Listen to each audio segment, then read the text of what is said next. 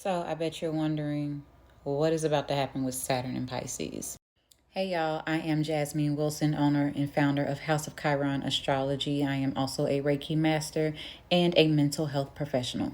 So let's get into it as quickly as I possibly can. Saturn in Pisces. It happens on March the 7th of this year, and it will be in the sign of Pisces for roughly 3 years, considering some retrogrades and all that good stuff. Now, why is this exciting?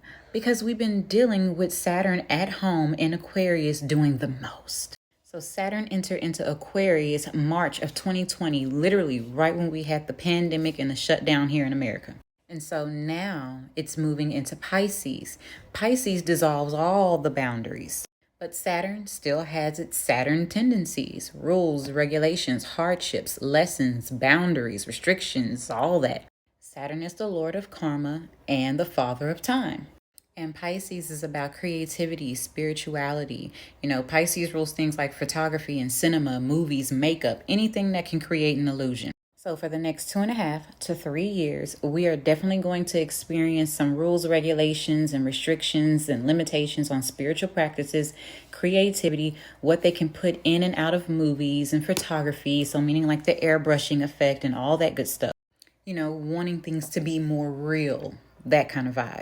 A lot of us are going to be diving deeper into our spiritual practices, and then some of us are going to be restructuring or deconstructing our spiritual beliefs, our religious beliefs, so on and so forth. Pisces rules things like institutions. So it could be charitable institutions like nonprofits, or it could be imprisonment, because it rules imprisonment, right? So it could be institutions like jails, and then government funded institutions. So it could be going under some defunding or some restructuring or completely different rules and regulations that are going. But also keep in mind, Pisces dissolves boundaries.